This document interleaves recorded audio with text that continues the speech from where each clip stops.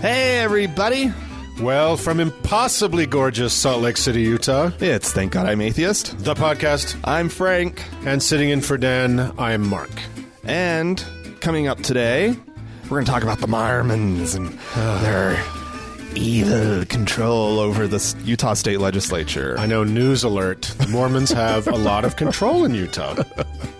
So we're going to break that down. There were a couple big stories, I don't know if they were big stories. They probably weren't as big of stories as they needed to be, but a couple incidents this legislative session of them really kind of getting involved and sticking their nose in. And, Oh, yeah. and Without the subtlety for which they're usually known. yeah, normally it's all more behind the scenes. And Yeah. this year they just decided to come right out and say what they were thinking. They are just coming apart at the seams.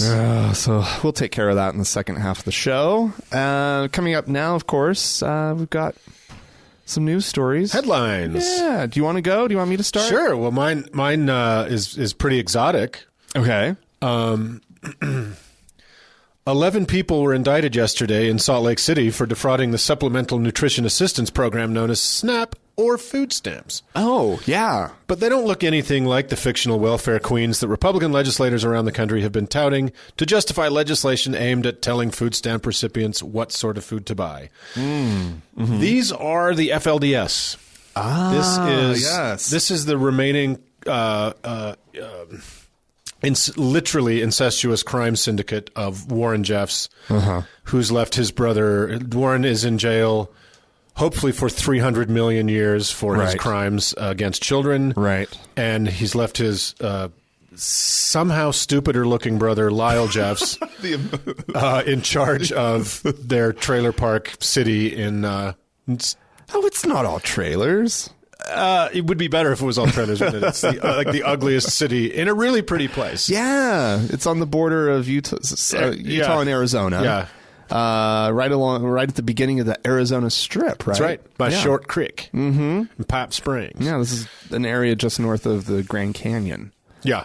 Yeah. Yeah. I wish it was just a little closer to the edge and just fell Anyway, in. so I thought this was interesting because I also read a headline today that so far the total cost of the idiot standoff in Oregon for some sort of notion of liberty for ranchers not to pay anything for living in the world.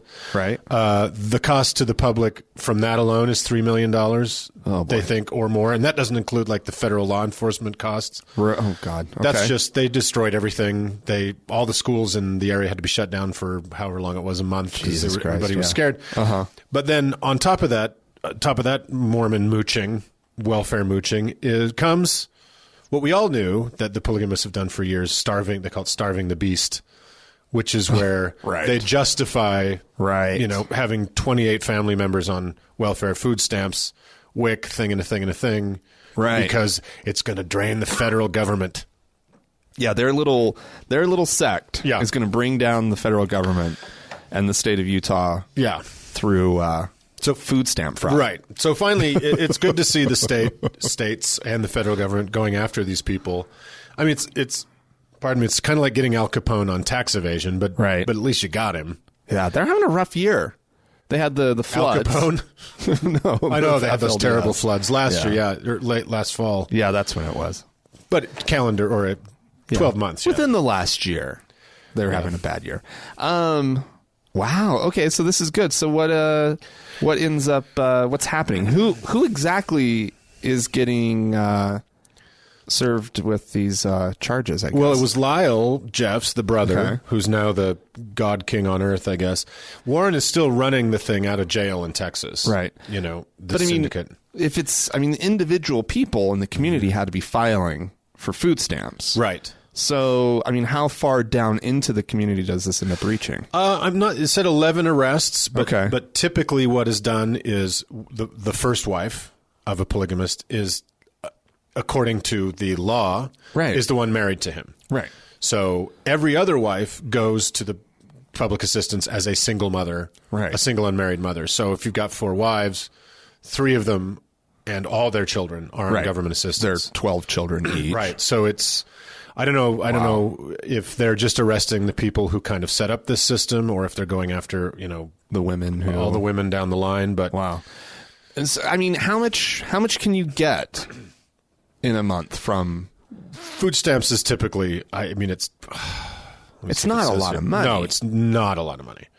I've read that in a typical family of 4 on food stamps, the parents will often go the last week without eating of the month because there isn't enough.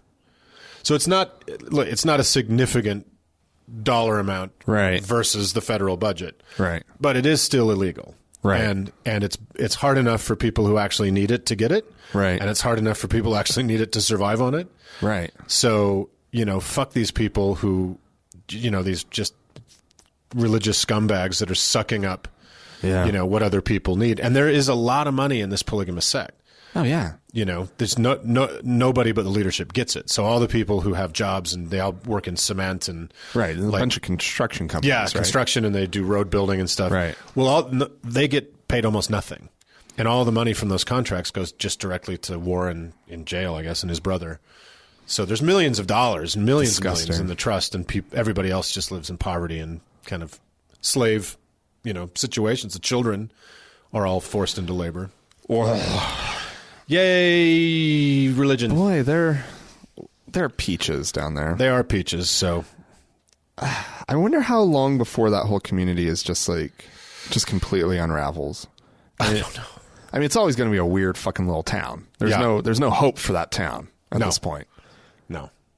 It's I don't know how long they can keep it afloat. I just don't know. Huh. The younger generation, hopefully they're not going to, as they get access to information, maybe a little more education, which is very controlled. Hopefully they just get the fuck out. Yeah, no kidding. And the whole thing dries up and blows away. Yeah. What do you have there, friend? I have a story about the Girl Scouts. Were you ever involved in scouting at all? You bet I was. Yeah, you did some of the Boy Scouts at church? Mm-hmm. Yeah? Yep. Yeah, I did too. I've always had kind of a soft spot in my heart, too, for scouting. Maybe not BSA as an organization as I've gotten older, but like the whole scouting thing. So this is a story from St. Louis where their archbishop, Robert Carlson, has issued a letter calling on parishes to find alternatives to the Girl Scouts. Because, those Girl Scouts, they're all liberal and they're feminists. Oh, and, come on. Is he really? Oh, yeah. Oh, no, I know they are. I know. Yeah. No, and he's done with them. Because girls get together and have fun? Because, and they have role models like Gloria Steinem and other noted feminist liberals. And they allow, women. Other noted women. Yes, thank you. They allow, they don't take a stance on, they have like sex education and they, it's this really progressive organization that allows for, members of the LGBT community to participate. They don't have like, whatever the BSA, the Boy Scouts of America is, the Girl Scouts is the exact opposite. Yeah. Right. So one's wildly conservative and religious and the other jingoistic one just isn't. Yeah. Right. In fact, it's quite secular. Yeah. So he's up in arms about this, and he wants his parishes to go find alternatives, which there are alternatives out there. One of which is for girls, is called the American Heritage Girls. Oh boy. This is a direct response to the liberal stance of the Girl Scouts. And it's Christian, faith-based, conservative. So it's really just preparation for marriage. Yeah, It's learning to make a casserole and, trying to look good on your wedding day, right? Absolutely. When you're 14. And your dad gives you away to your uncle. Oh, yeah. So there's a quote in this article from a mother in St. Louis. Her name is Julie Mudd. And she had been planning on putting her daughter into the Daisies, right? I don't know. Is that like the junior Girl Scouts? Yeah. Is that like the Cub Scouts? Yeah, exactly. It's like the little ones. Uh-huh. and she was going to sign herself up as a leader, at the same time, and because she had gone through Girl Scouts and her mom had participated with her, and it was a lot of fun. She had great, warm feelings about it. And now she's a little concerned about this new stance. And she says, I think it all comes down to the fact that they are threatened by anything that puts females in a leadership position. Which, yes, of course, this is an empowerment program. Yeah. And it's wildly successful. These girls grow up, having learned good communication skills. Are you saying, hold on. The Girl Scout cookie program is an amazing program because they're out there talking to people that they don't know. They're selling them something that people are excited about. Yeah. It doesn't hurt to be selling people something they want. And really, it gives you that's in high demand. A completely artificial idea of what a life in sales is like. But I think what you're insinuating, and I don't care for this ugly characterization, it's a slur, that the Catholic hierarchy doesn't like women being in charge of anything? That's kind of where... Come on. Come on. Yeah. Well, let me see his picture, though. Oh, yeah. There's the it's top all of his stretched head. Out. And yeah, but even stretched out, he doesn't look like he's a stranger to a box of Samoas, if you know what I mean. Yeah, well, and this actually comes up. Because fuck that guy. Without the cookies, see how long you can hold out. The Archdiocese has actually put up a question and answer page on their website that's been asking parents to chime in on this issue, right? Uh-huh. And basically, it seems like the main concern from a lot of parents is, can I still buy Girl Scout cookies? Because of course, I mean, sure, we hate women, but come on, the cookies are amazing, so fucking good. Oh my god, that's brilliant. So the Archdiocese is they've said that they want to keep this conversation amongst secret? adults. No, keep it away from the kids. And they're urging people to not be rude to the Girl Scouts. If you see them, selling cookies out in front of your grocery store, don't be like, oh, yeah. Don't roll down the window and go, you bunch of dykes. God bless you. I only buy my cookies from the American Heritage girls. And the They've cookies got the best cookies. The cookies are probably just horrible. Oh, of course they are. Just sugarless, tasteless. Yeah. Awful. Just like life should be. Yeah. There's also the Trail Life USA, which is the Boy Scout that's like alternative. the brown shirt Boy Scouts. Yeah, they the exact same response to the BSA as these are having toward the Girl Scouts. Yeah, the incredibly liberal BSA. Well, this is in direct response to allowing gay leaders. Yeah. Well, it started with allowing gay young men to participate. That's about when then when they allowed gay leaders, then the lid came off. They just what's that thing where you unscrew it's a gag and you unscrew the cannon and all that stuff comes out. That was the snakes. The springy snakes that for some reason have leopard print. I never understood it, but that was kind of the Christian rights, the top of the Christian rights head, right? When they allowed leaders in, then it was just over. So it was absolutely awful. Yeah, good for them. They're finding their own alternatives. Oh my god! To these long-standing organizations that are, they're just fucking it up. They're fucking up America. How fucked in the head do you have to be to see something wrong with the Girl Scouts? Like, honestly. Well, you have to hate the idea of women having their having their own opinions and having their own minds and having, learning things like leadership skills. Right. Or having a sleepover. Like fucking idiots. God. So and this coming from a man in a goddamn dress. Yeah. Oh, yeah. With a purple belt that matches his shoes. Please. Can we talk? Yeah. Piece of shit. Look at his stupid face. They do dress nicely, don't they? Well, depends on what century kind of fashion you're into. Oh, all right. Well, Yeah, and I was in the Boy Scouts, and I actually my Boy Scout leader. What do you call him? Leader. Boy Scout, or his the Scoutmaster. Scoutmaster was really in the desert of my young life was kind of the most positive male role model. Super good guy. So my scouting experience, we kept the prayers and flag wavings to the legal minimum in Utah for scouting. Really? Yeah. Well, you were lucky. Super lucky. Yeah, I had a really good experience. So I have a soft spot for scouting as well, as much as I hate the BSA. Yeah. I know. Yeah.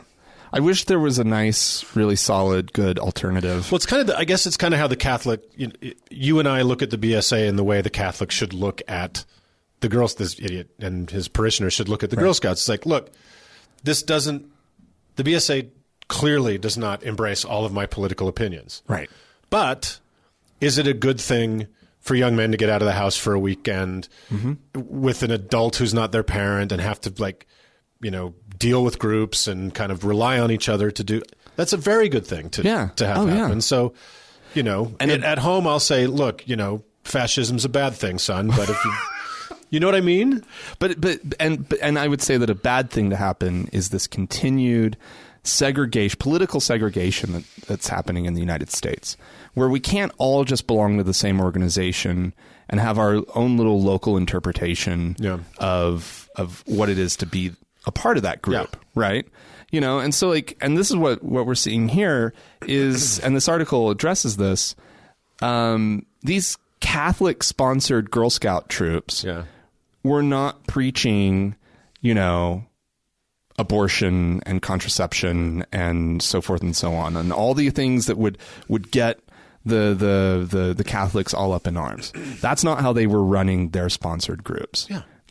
Of course they weren't. And the Girl Scouts as an umbrella organization was happy to work with the religiously sponsored, I am sure the Girl Scouts, or whatever they're called, their charter is to provide learning and fun activities for girls and young women. Right. They'd be happy to work with anybody who isn't just, completely insane. Right. It's just they've set it up to where they allow it to be an inclusive organization, right? And they don't discriminate based on, gender or gender identity or sexuality or, religious affiliation or any of those things. They're not about that. The Boy Scouts a little bit more so that. Quite a bit more so. You can't be an atheist and belong to the Boy Scouts. That's true. Yeah. Actually. Yeah. And so, or even undecided, really. You can't even really kind of be neutral on this subject. No, that's true. You believe in God. It's like AA. You have to oh my God, I'm suddenly seeing the Boy Scout to AA pipeline that I find myself in. It all makes so much sense. Thanks for talking this through with me, Frank. See you later. I'm out. Oh, whatever. All right. Yeah, what's next? Okay. This is great. And this is for our people, Frank. This is for you and me. Okay. This is for Dan, wherever he is. Okay. This is for all the people and all the ships at sea. Okay. This is a fascinating thing, and it's awesome, and it is a call to action for all of us nuns. Yes. Nones. Right. So, interestingly enough, a rather right-wing blogger did the math from the 2012 election, state by state, for the national, for the presidential race. When you remember, there was kind of a DARPA fairly human robot prototype called Mitt Romney that they were beta testing. It was close, but it really wasn't believable, right? It was still stuck in the uncanny valley. It lived deep in the uncanny valley. So this is really fascinating. What this talks about is that the nuns were the swing vote. The nuns were possibly the deciding vote in the 2012 election. Really? Yeah, and he breaks it down. So he talks about 7 key states: Pennsylvania, Florida, Virginia, Wisconsin, Michigan, Iowa, and New Hampshire, where Mitt Romney, was running pretty to the right and trying to court the religious conservatives, and won the majority of the Christian vote easily in all those states. But in basically every single one of the states, he lost the nuns So to clarify for those of you who who are listening who are not nuns, which would be fascinating, nuns are people who have no religious affiliation. Right. So this includes atheists, agnostics, and perhaps believers, but they're just unaffiliated. Right, or who are not comfortable identifying themselves primarily as Christians or however it goes. Right. So now we are, I think we are the fastest growing group in America, but we're still not anywhere. Faster than Pentecostals and Mormons? Well, if you look at their numbers, no. But if you look at numbers, yes. So if you understand how numbers work, a larger number means more people. What? Yeah. That don't make no sense. Hold on now. Okay. So, for instance, he did, obviously, he made no effort to court non-religious voters. Clearly. Right. Because the Republican formula in the presidency winning the presidency has always been you run to the right, you court the Christian right, and fuck everybody else. Doesn't matter. Right.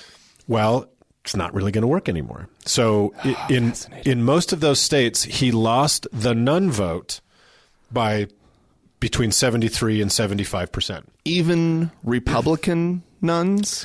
Does he have that broken down? You're going to make me read the rest of this article. I'm sorry. There was a headline a little bit more, and I thought that was good enough for TGIA. Anyway. Usually is. I'm sorry. Why are you holding me to a higher standard? So I do the same to Dan. Yeah, I wonder how many self-describe as nuns. What's shocking to me is that he only lost by 75. Guys, the fuck.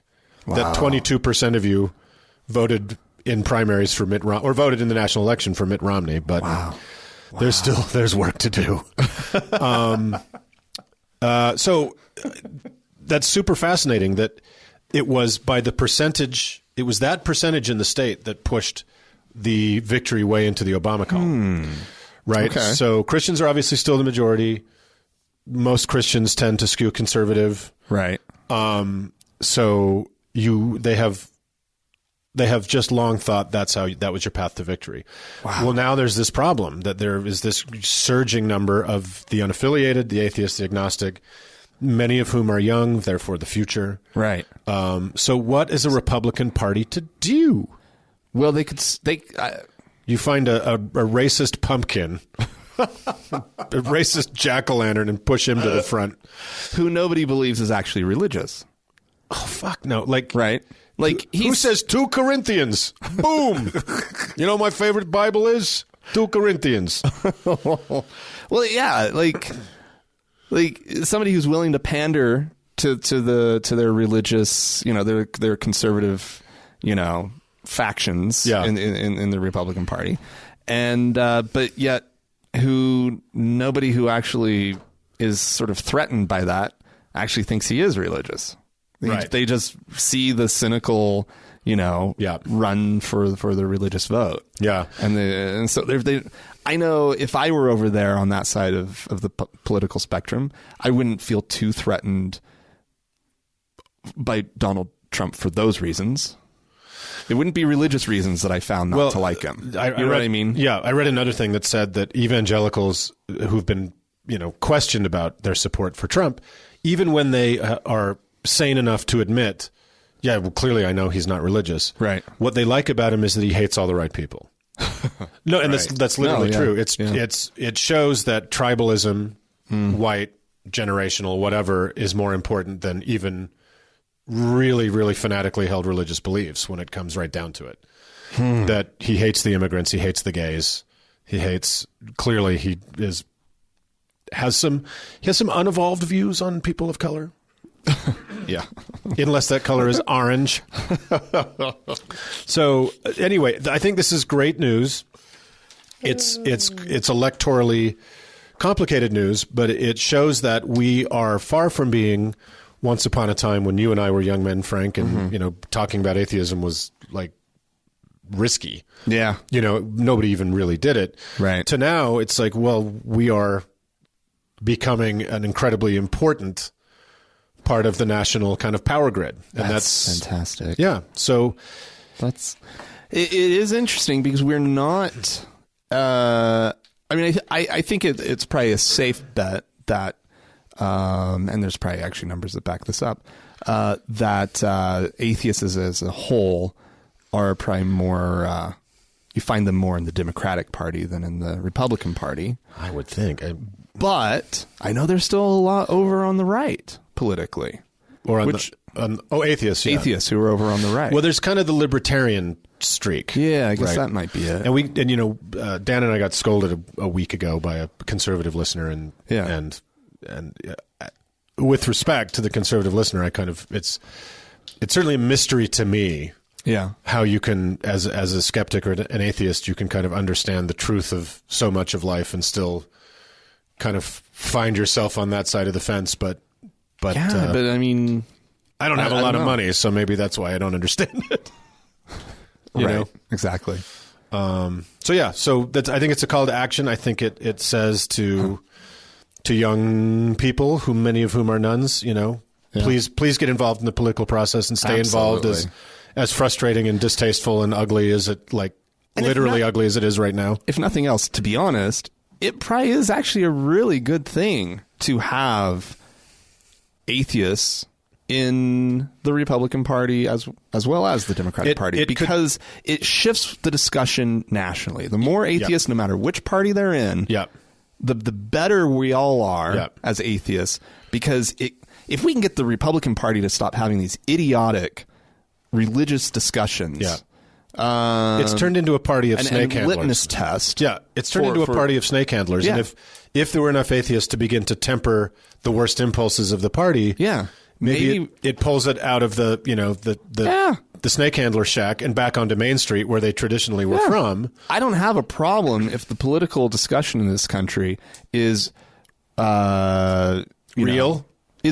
Yeah. But if it's about, economic theory and policy, policy, so that Republican, like traditional Republican or conservative, rather, is probably a better way of describing it, economic ideas versus, liberal economic ideas. Let's have that discussion for once. That would be a great discussion to have. Right. And that you get religion out of American politics, maybe we could actually do that. I know there's hope. So, but until then, it's going to be this constant fight of irrational. Look, it's going to be a fight between two parties, a rational and an irrational party. Yeah. And it's that simple. Right. I know there are rational Republicans, and there's some probably listening, and there are definitely irrational Democrats. And let's be fair. You're looking at one, baby. But and I don't want to insult the rational Republican in America if you're listening. Right. But until this insanity, like there's one tonight, Republican debate. Watch it. Not when people are listening. Right. We'll watch it 3 days ago. Right. Or whenever Frank gets around to editing this thing. Rude. And I'm sure tonight is going to be insane. Yeah. Insane. Yeah.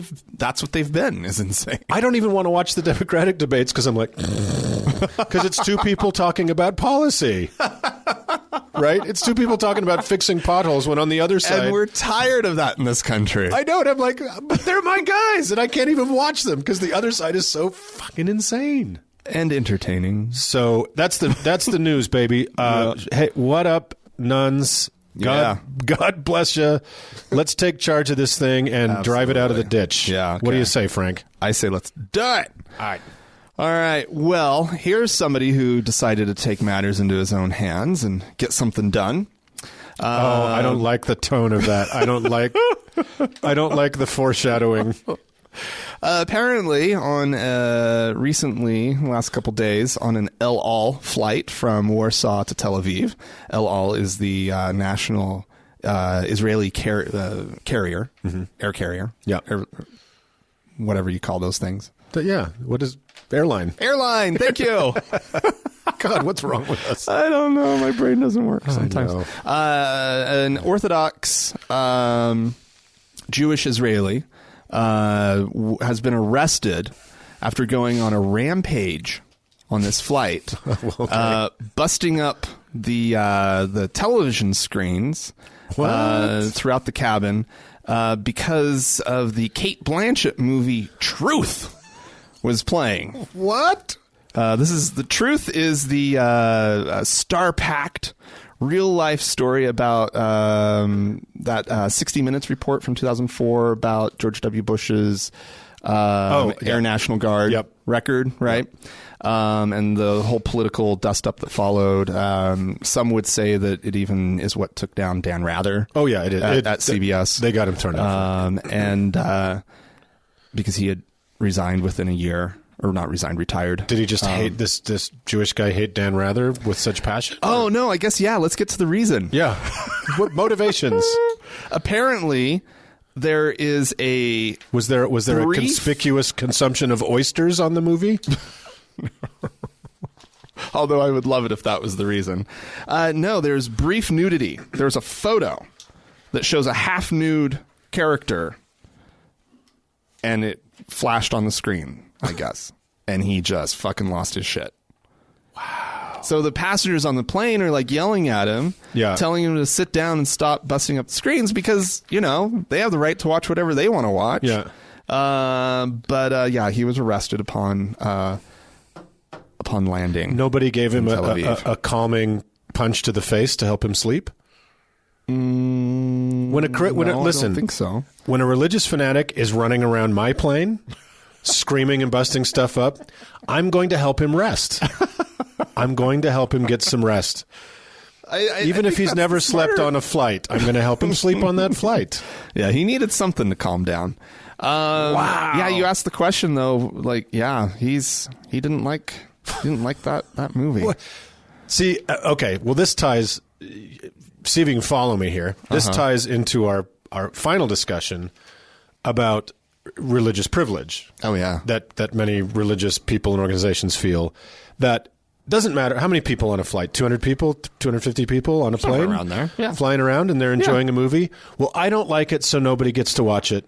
Right. And I'm going to be an insane person in destroying what should be destroying private property, a slightly tolerable plane flight because there's a movie nobody. I don't know. Fuck. Right. But it looks like it might be a good movie. I watched the trailer for it. It seems like, you know, Kate Blanchett's doing a good job. It also has Robert Redford and Dennis Quaid. See, if it had been me, I'd be busting up the screens because of Dennis Quaid more than anything. Really? But no, I don't know. I don't have any problem. I guess it's Randy Quaid I don't like. Well, I got him. I like Randy Quaid fine. He's a lot of fun. What an asshole. You know, they also, Orthodox Jewish people have this thing about flying over cemeteries. Oh, you seen that? No. And they put like giant fucking leaf bags over themselves. Oh, that's yeah, I have seen that. And it's crazy town. Oftentimes they get pissed off if, you know, people buy tickets to a plane. You don't know who you're going to sit next to. Right. And they get pissed off if they get to their seat and there's a woman sitting next to them and they'll shout at the woman, "You have to move." And the woman's like, you know, no, I'm fuck off, Moyle. I'm 17E. And so then they kick up this where I'm sitting. There's no negotiation. There's no like, hey, this is my deal. I'm sorry. Like, right. No, it's like, you move. Right. You know, just this asshole-ish, uncompromising place of privilege. Yeah. Which is cuckoo. I know. These Orthodox guys, they're pretty amazing. Yeah. Like, they turn to violence pretty quickly. They turn to violence super quickly. I don't understand. Well, as a very non-violent person, I always have a difficult time understanding turning to violence. But I don't get, especially like, over from a nothing. Religious person, right? Like, isn't this like? Aren't you supposed to have found peace from your belief? Isn't this supposed to like taught you to be a good person? And Frank, is this, like, isn't that what you're that's what they are you experiencing religion for the first time today? No, I know, like, it's confusing, but that's what religious people try to convince you that religion does for you, right?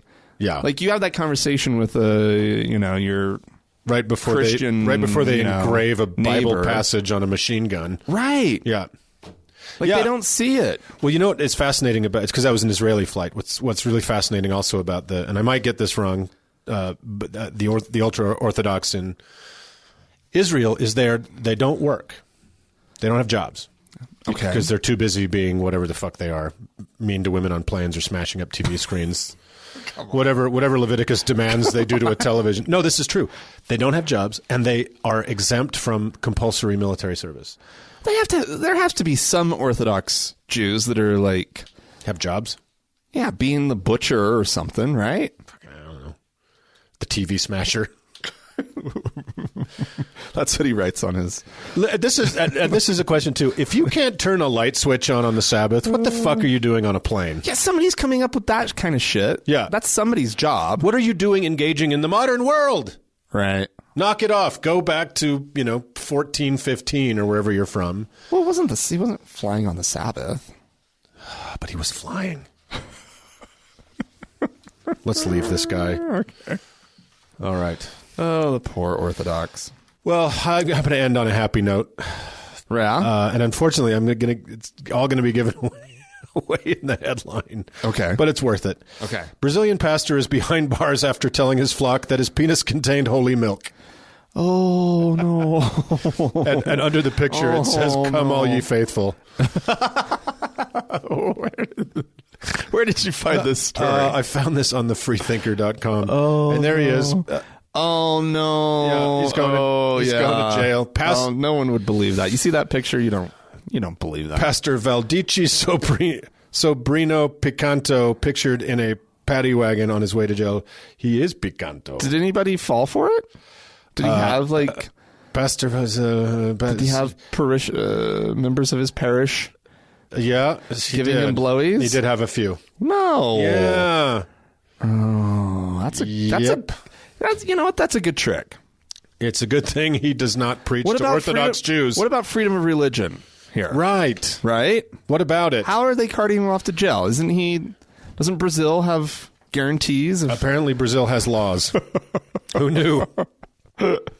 Who knew? They keep their religious nut jobs under wraps. So, too bad, no more holy milk.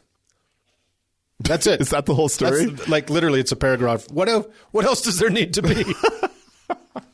Where else could this story go? I don't know. What was his biblical, justification for this? He convinced us that only God could come into our lives through our mouth, and that's why he would do what he did. Often after worship, Pastor Valdici would take us to where the funds were kept at the back of the church. Okay. Took him to the vault. Okay. And asked us to have oral sex with him until the Holy Spirit would come through ejaculation.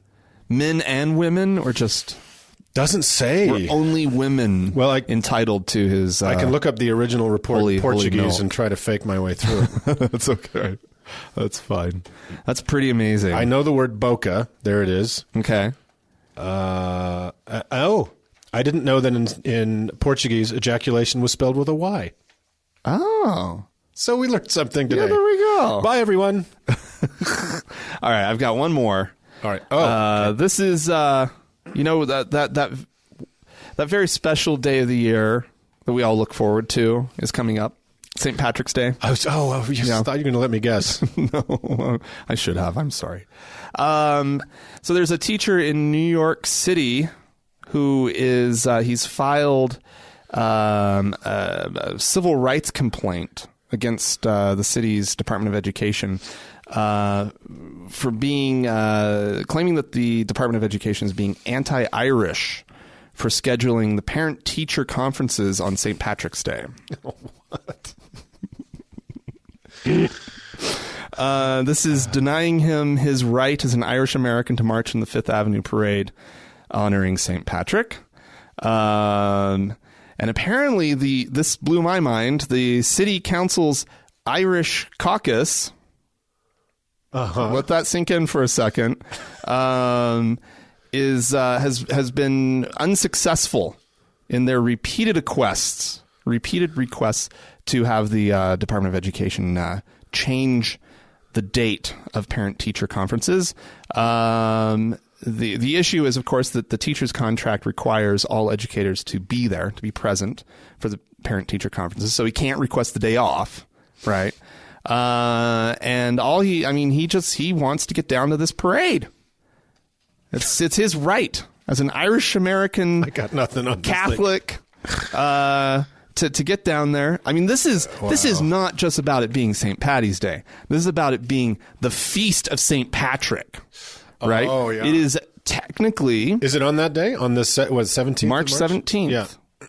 The feast of St. Patrick. And the main course is whiskey. Yeah, see, that's the thing. I know that technically, Catholic churches will have a service, right? Yeah. For the feast of St. Patrick. But is that really what anybody thinks about? No, when they think about St. Patrick's Day? I have never even known. Right. I thought it was I thought it was like Valentine's Day, like a made up Hallmark holiday, so Irish people would buy there cards. is also the feast of St. Valentine. Oh. Isn't there? You don't know that. And I don't know that. Neither of us know that. But here's the deal. Yeah. So this claim, this complaint, the civil rights complaint, is kind of interesting when you take under consideration the fact that the New York City schools are now getting the Muslim holidays of Eid al-Fitr and Eid al-Adha off.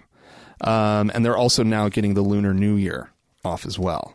The Muslim Lunar New Year? I think the Lunar New Year, it doesn't connect that to Islam specifically. I don't know if that was for Muslims or if that was just maybe for, like Chinese New Year.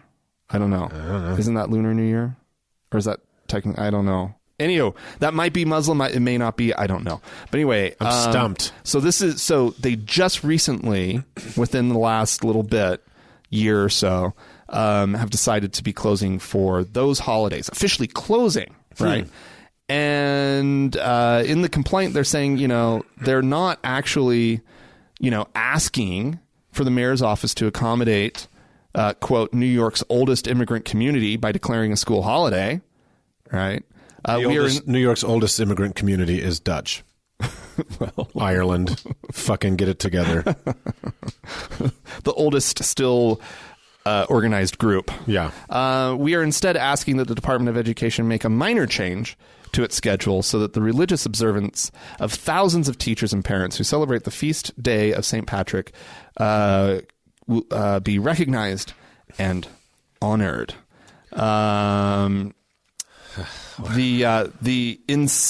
So this is now the teacher, whose name is Frank Shorn. Not an Irish name. Doesn't sound very Irish to me. No, it's bullshit. He says the insensitive scheduling of parent-teacher meetings on March 17th has put me in an untenable position of choosing between my ethnic and religious heritage and my duty to help my students. Do you know what this is? Bullshit.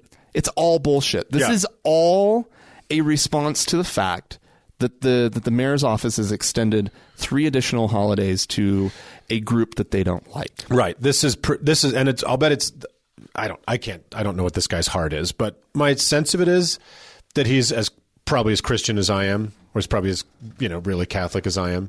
But he's just like, man, they get a day off. I get a day off too. And it doesn't matter that, how many fucking Christian holidays do we take off? Oh my God, the Catholic calendar. Right. All by itself. It's amazing a Catholic goes to work one day a year. It's as bad as the Jewish holidays. Well, and now enter the problem with Italy. The thing about Jewish holidays is they just make them up because those aren't words.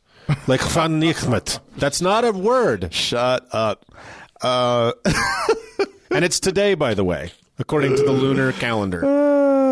So anyway, the complaint alleges that Shorn is being discriminated against on the basis of his national origin, which would be a violation of the city's human rights law. Here's the deal, and I hate to say this because we get in trouble every time we say anything like this on this show, but white people, give it up. God, no shit. Like, come on. Right. Oh, no, somebody else's, life is recognized. Somebody else's heritage is recognized. But I'm a victim.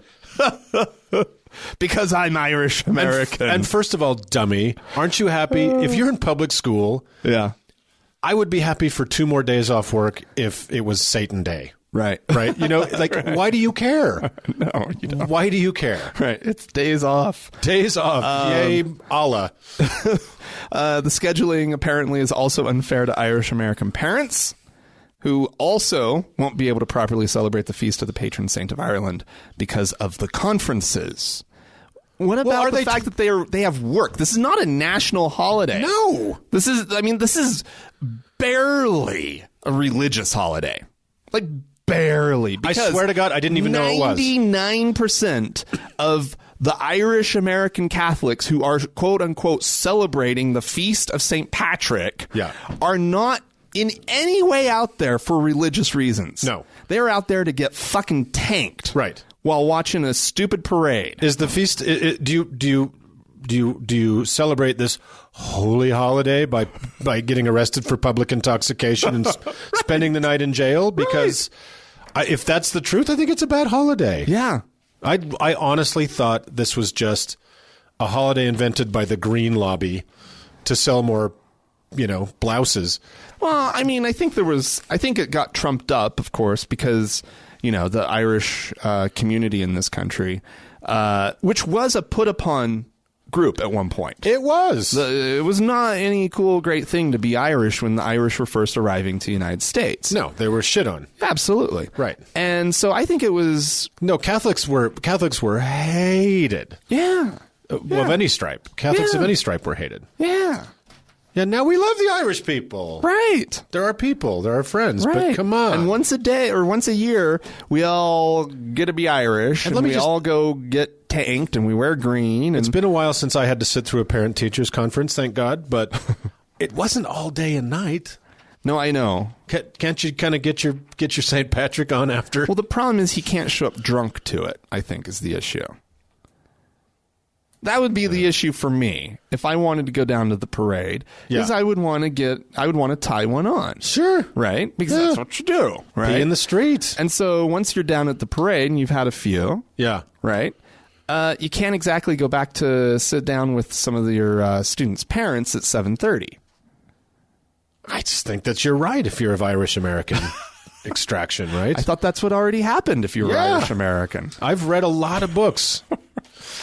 Anyway, we just lost. How many listeners did we just lose? I know. Sorry, Patty. But to me, that's just total bullshit. It's like, really get mad about something that fucking matters. Get mad about something real. I fucking love it, though. Yeah.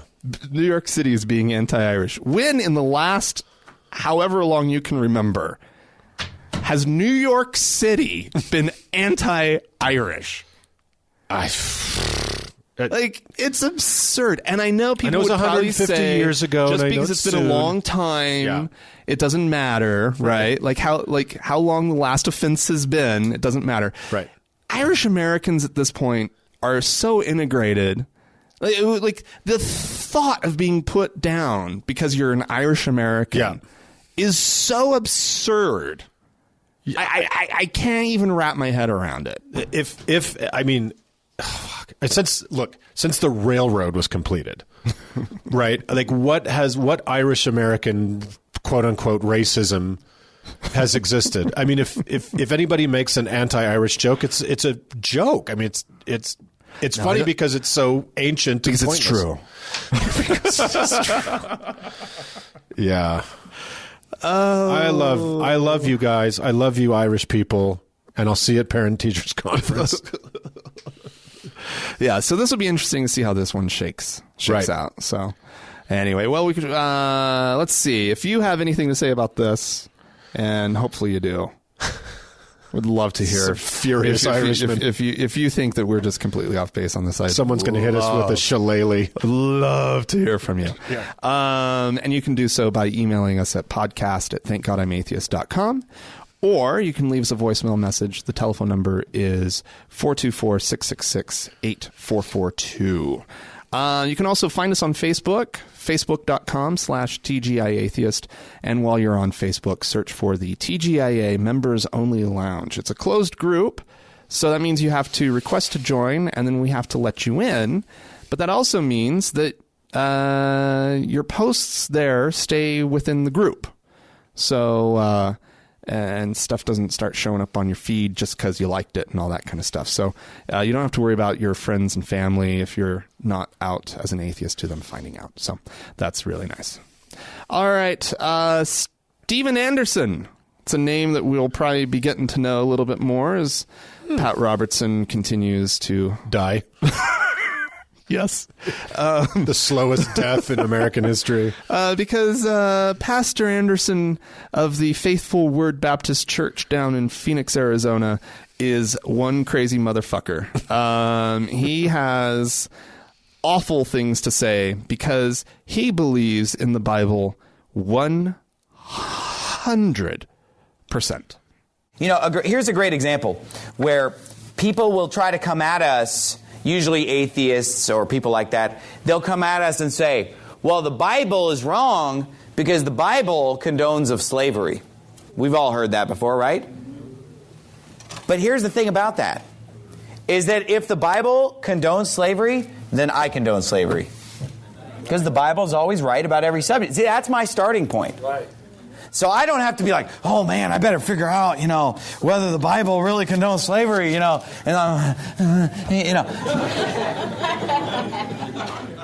See, if I want to learn what's right about what is the right opinion to have of slavery, then here's what I'm going to do. I'm going to say, well, let me figure out what the Bible says about slavery. And that's what I believe. Whatever the Bible says about slavery is what I believe. Not like, well, let me make sure that what the Bible says about slavery is politically correct, and if it is, then I'll agree with it. You got it all wrong. You better go to the Bible and figure out what you should be believing about slavery based on what the Bible says, because the Bible is right about everything. Period. Look, I'm not going to sit here and preach the whole sermon on slavery because I don't have time. I've taught it in many other sermons. I'll preach it some other time in the future. But all I can say is this. Whatever the Bible says about slavery, I agree with it. Amen. I'm for it. That God's Word is right about every subject all the time. And we need to always keep that before us, to remember that God is right. When we disagree with the Bible, it's the Bible that's right and it's us that's wrong. I don't think you enjoyed this one as much as I did. Fuck that guy. Seriously? You're so... It's infuriating. I'm just stunned. I mean, yeah, morons like Pat Robertson have gently touched on the idea that slavery, something, not all bad. Right. But and even then, they should be They should be sandblasted. Right. That was unfucking believable. Yeah. This guy, he's got a bit of a following online. He writes books. His congregation doesn't look like it's terribly large. It looks like a small. It looks like it has too many black people in it for a pro-slavery message. Yeah, but they were nodding their heads and going right along with the. Why are we still talking about what year is this? 2016. Are you fucking kidding me? Okay. Here's if a radioactive spider bit me. Right. And I had a power, and I got my power. My power would be that I had the power to take douchebags like that and every fucking senator and congressman who says, well, tax on capital gains is just like the Holocaust. I would like to say, okay, bing, you get to spend the summer at the Holocaust. Boop. Off you go. I'll come back and get you in 3 months. Let this guy go be a slave. Yeah. And he can come back and tell me how that didn't ruin his life. Right. That being torn from his society, being thrown into the bottom of a ship, they didn't even know what the fuck it was. Right. Sailed across this ocean. Right. Beaten up by a bunch of goddamn guys in knickers and powdered wigs. And then, spending 7 days a week picking cotton or whatever, having whatever family he'd managed to assemble torn apart and sold off from him. Yeah. Beaten, starved, worked to death. And that's a wonderful example of slavery. Yeah. What are you going to say? I think we need to be just as concerned and just as outraged because of the slavery situations that exist throughout the developing world. You mean today? Today, of course. Yeah. Yes. The sweatshop situations, right. And the Avex in Haiti, and and the South Asian workers that find themselves unfortunately in Bahrain and the Emirates and are essentially slaves. Yeah. But he's talking about classical slavery. He is. Yes. But my concern is for anybody who listens to this kind of message and hears it and then is able to write off modern examples of slavery in the industrial world. Sure. Because this lets people off the hook for this issue. And then their sense of morality and ethics, they're being let off the hook for the terrible situations that continue to exist in this world, right?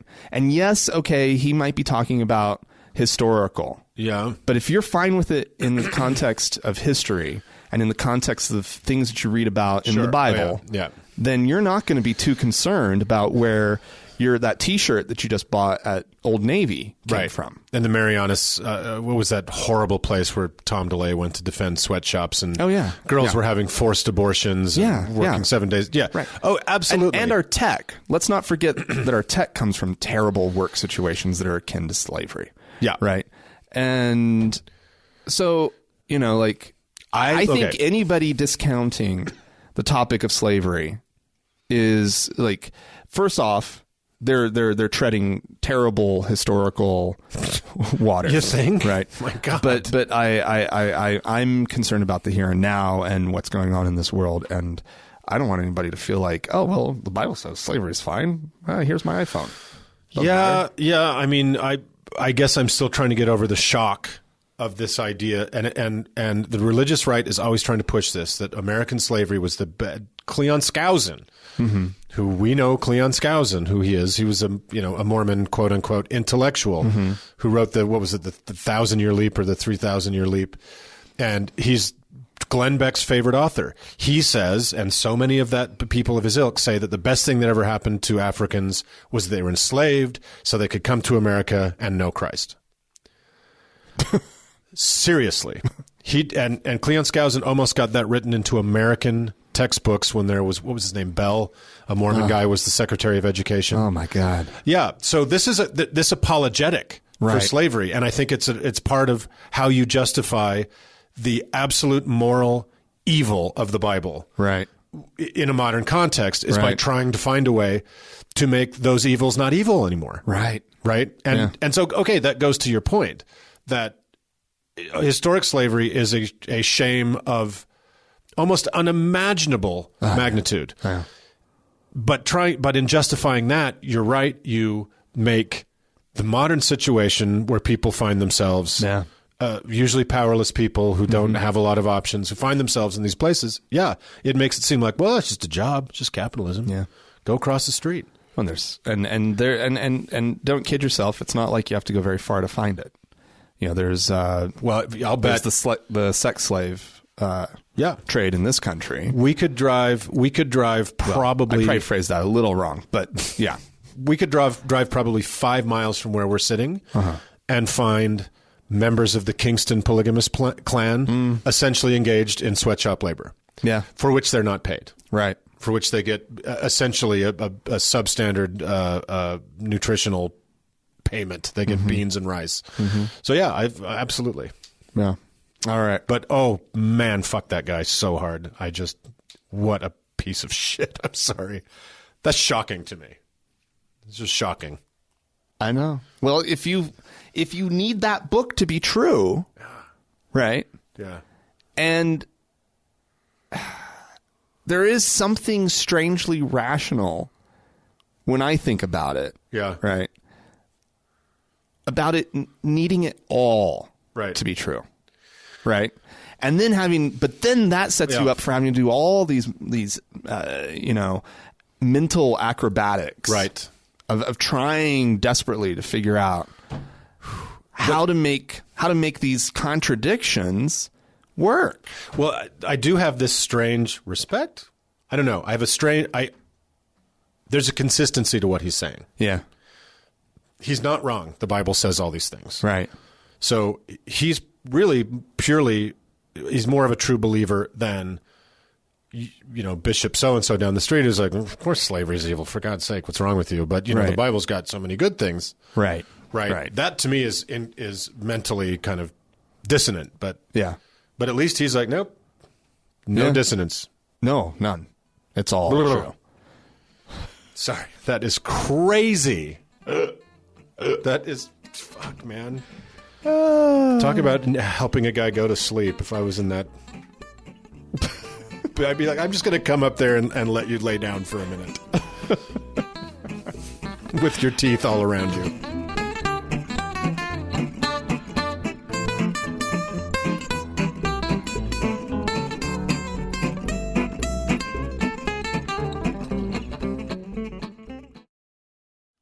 All right. Well, we want to talk a little bit about the Mormons. Oh, boy. We're skipping email and that kind of stuff. I've said this before. It's hard to do when Dan's not here.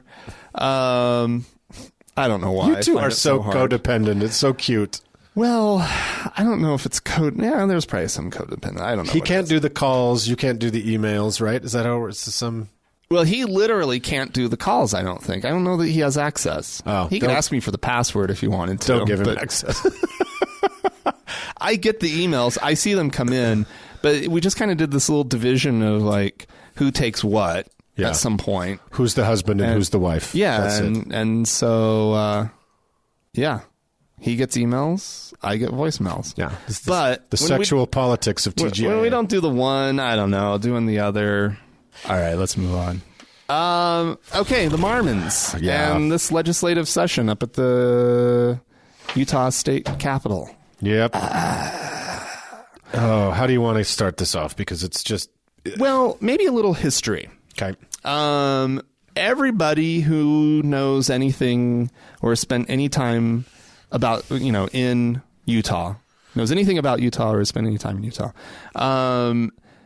knows that the Mormons have a lot of influence here. That the Mormon Church itself, as an institution, wields unbelievable power and influence over the laws and the goings-on in this state.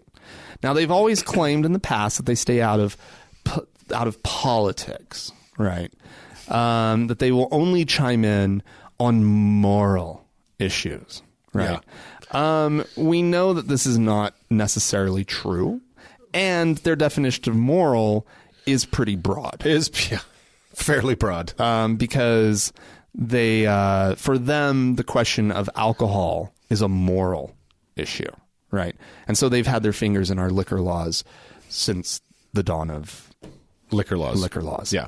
And so...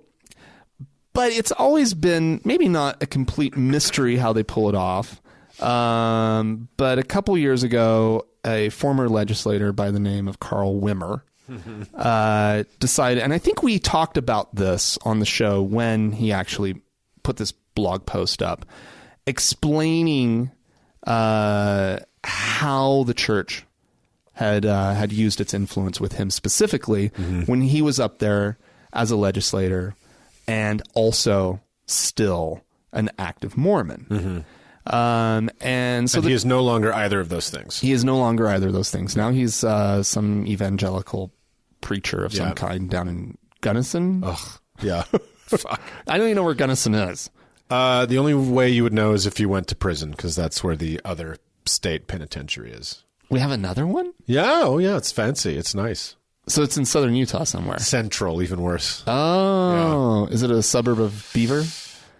No, it's literally close to nothing. It's like if you got off I-15 at Nephi and just drove on some state road for like 430 hours. It's down there. Oh, wow. Yeah, it's in the middle of nowhere. There's nothing around. Oh, wow. Okay. It's awful. So anywho, that's where he is now. And anyway, he posted about an incident that concerned the liquor laws in some way. And the couple of the lobbyists from the church came and found him, and they had different sort of phrases that would sort of express how important their little conversation was. But if they ever said that something was coming from the top, yeah, everybody knew that this was a get in line and just do it. It doesn't matter. And so all the legislators who they needed to have that conversation with all knew how they needed to vote. Right. And since the legislature is, predominantly Mormon, all they have to do is basically dangle your good standing in the church in front of you. Yeah. It's amazing that that Mormonism is very top down. It's very it's authoritarian, and it's very clear in its political beliefs. Right. There's not a lot of wiggle room.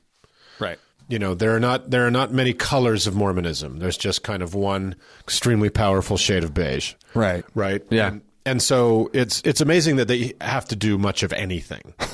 So people just don't know how they're supposed to vote, you mean? Right. Right. Because they know. Right. They know the conservative, anti-everything policies of the Mormon Church. So I guess it's only in instances where there's some wiggle room, which there's very little ever in kind of the Mormon way of life. But right. So what you're talking about now is the two things that have come up this legislative session. And legislative sessions in the state of Utah are always just a circus of Dumb and Dumber, right? Right. Just stupid. Right. Kind of teabaggers trying to out teabag each other. And really? Yeah. Why are you laughing? Is that a thing? So there was a bills both brought by Mormon legislators. Yeah. It's very uncommon not to be a Mormon legislator in Utah. Right. One was to allow the use of medical marijuana for people with certain conditions. So let's just call it medicine. Yeah. The other was an extension of, or an addition to, kind of an upgrade to prosecutions that are involved in hate crime. That involve hate crimes. Right. Because you cannot upgrade anything. There are no effective hate crimes laws in the state. No, there are hate crime laws. They just don't have any teeth. They don't offer a prosecutor or a judge anything. Right. Exactly. Right? So a crime based on a certain intent cannot be prosecuted, even if you can say, if the guy says I killed him because he's black. Right. You can't do anything about that other than murder, which is pretty good. But right. There seems like there should be kind of a value added. Right. For being that particular kind of an evil bastard. Right. Or, yeah. Right. Absolutely. So those two things came up before somehow in the circus that is the legislature. There was a couple things. One, medicine for people in pain. Right. And the other, a way to not only protect LGBT people who are targeted often for, thank God, not super often, but are targeted for their sexual orientation or their gender expression, but it also would have offered the same protections to religious people. Absolutely. Right now, if you beat up a Jewish person, screaming terrible things at them about being Jewish, it's just assault. Right. Right. If you burn down a Mormon church, it's just burning down a building. It's arson. Right. Right. So because the Mormons hate the gays so much. And hate, I guess, the marijuana so much. Well, they hate anything that makes you feel good. Yeah. So they hate the marijuana so much. They did what? They came out not behind closed doors. No, they issued a press release. Yeah. And they said that they were opposed to anything that would throw off the balance. Right. That was achieved in the Utah Compromise of last year, which was the compromise between the LGBT community and the Mormon Church, having to do with, housing and employment rights for the and protections for the LGBT community that the church had opposed forever. Yeah. And the LDS Church, in turn, got religious. Jesus, what did they even They get? got something that they already had. Yeah. Which is guarantees that, like, they couldn't be sued. Oh, that's what it was. Right. For being hateful bigots. Right. You know, they got some big exemptions from the whole thing. Right. But religion has that anyway. Right. You can be a terrible bigot behind the pulpit, and there's really nothing anybody can do about it. But they wanted to make sure that they were being protected with regards to their stance on the LGBT community. Yeah. So that they didn't have to allow... Oh, that was it. Marriages in their temples. Exactly. Which... Yeah. It's not going to happen. It's not going to happen. Legally, we're that's the least of our worries. They are as not a community. They are not compelled to marry heterosexual Catholics No, in their I temples. know. So it's not going to happen. Right. Right. And so anyway, they got that, and they made sure that BYU was protected, that they could continue to discriminate at BYU, and anyway, there were a few things like that they got out of the deal. Essentially, which was balance for them. This is balance. Right. If they do not want to disturb it. If an underclass they've hated forever, somehow, against all the better efforts of the church, and we can talk about Prop 8 and the National Organization of Marriage and the zillions of dollars of tithing money that got sunk into the fight against gay people having even the modicum of human rights. Right. So that hated underclass got a little bit of rights. And so they needed, they all ran to the fainting couch and demanded... 8 inches of iron to be put around the rights they already had. Right. Now, I don't know if they've ever seen a scale where you put two things on scales, and if it's balanced, they're kind of at the same height. I don't think they have. Yeah. It's actually why, at the time, I didn't feel terribly strongly about it, because I just was like, fuck it, who cares? Because it's fucking state of Utah. Which, with the compromise or with the compromise? Right. I was just like, I honestly was a little bothered by it at the time, because I was like, really, like, I don't know. It just felt gross to me. I know. It felt like what they were getting and asking for was so stupid that we shouldn't even be having that discussion. It was, you know what it was? I would say here's what it was. It was, and I'm not super happy about it, but I get the politics of it. Yeah. It was the losing side being able to negotiate the terms of their surrender, which is not something that's typically done. Yeah. Right. And so it gave them a graceful, because here's the thing. They're not going away. No. They exist. Yeah. They still obviously have a massive, they have levers they can pull. Right. And if they just wanted to be shit about gay people and gay rights forever, they could. It doesn't really cost them anything, so why not just go for it? So I think it let them out, it gave them a graceful out, which they have now failed to capitalize on. Right?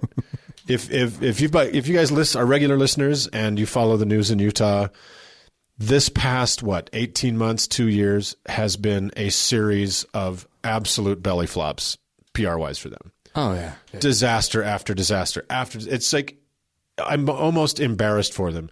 It's like watching Jeb Bush, in debates. Like, fuck Jeb Bush, but God, man, you're making me feel bad for you. You just step on every rake in your path. He's just like a bullied kid. You're like, oh, don't make me feel compassionate. And it's almost like the Mormon Church. It's like now, it's like, dude, do you have a PR department? Does anybody tell you don't do that? So I'm not surprised that this press release. So I guess what Frank and I are kind of experiencing with this is, we know this happens. Right. We know they call the legislators in the middle of the night. We know that their bishop says, "Hey, so how are you going to vote on this?" Right. It's the pressure is self-applying. Yeah. If you grew up a good Mormon, you know what the pressure is. Nobody needs to tell you. Right. So the fact that they decided they had to come out from under the slime rocks to do this publicly was what I think is kind of shocking about it. Yeah, it is. It's really weird. And for anybody who again pays attention to the Utah State Legislature, it's odd that they did it on this issue, right? Right. And it's really odd that the medical marijuana, the cannabis one, that they were so adamant about that one as well. Well, and it's such a violation of their typical omerta, right? That there is, we know they're controlling the levers. We know they're doing this. Yeah. And there's nothing we can do about it. There isn't in fact, before every session, the church has an official meeting with printed pamphlets and paperwork, and this is how they do this. And it's at they have it at a convention center or something where the legislators go to a breakfast and have their meeting with the church. And it's very open. But the rest of the time, it just has to be one phone call in the middle of the night. Or one, lunch that two guys have together. So this is definitely stepping outside that. The cannabis thing is interesting, though, isn't it? Because I think that's a product of that the leadership of the church are all men over 75. Yeah. When, Reefer Madness was like nominated for Best Picture that year when they were kids. So, yeah, of course, yeah. So I think they're kind of antediluvian ideas about marijuana are so bizarrely out of step with the times because they're just ancient. Yeah, it's Nancy Reagan's generation, right? They were retired when Reagan was elected. These were right. I mean, they're the same age as Nancy Reagan. Oh, right? At least. So their views on marijuana, that's like for Nancy Reagan. I mean, marijuana was horrifying. Yeah, it was. She didn't see any difference, and I think it's the same with the Mormon Church. They see no difference between marijuana and crack or heroin. Right. It's all drug. Yeah, I remember those ads Saturday morning, the kids skating around, saying no to drugs, skating past people who were offering them this and offering them that. Stupid kids, and it was all Nancy Reagan's doing. Yeah. And so you're right. It's got to be coming from their gerontocracy that's constantly out of touch with the times. Right. Constantly. They just every once in a while they get by a decade or two where nothing's really developed in our culture that makes them look terribly out of touch. Yeah. But it's just like the last 10 years, 15 years, they're getting to this point now where it's just issue after issue after issue, and they're just revealing. And they get it wrong every time. Yeah. Every time. And even things that don't really matter. This, and I'll be pretty frank, I don't use marijuana. It's never been interesting to me. The times I've tried it, it just hasn't, floated my boat. But if there is a child with cancer, and anything makes them feel better, that's what you give them. Yeah. What the hell is wrong with you? Like, and this, whatever these cannabinoids that they're developing out of this don't even get you high. Right, exactly. Right. And that's what this law was about, right? It wasn't about having like medical marijuana dispensaries. Not like California, no. Not in California. It wasn't about having the bud. It was these distillates. It was exactly. Yeah. Yeah.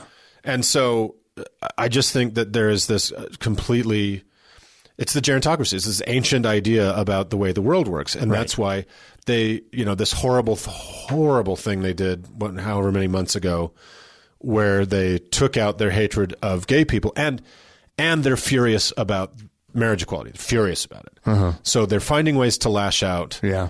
And the way they lashed out was to say that the children of gay parents, basically couldn't receive the sacraments of the church. Yeah.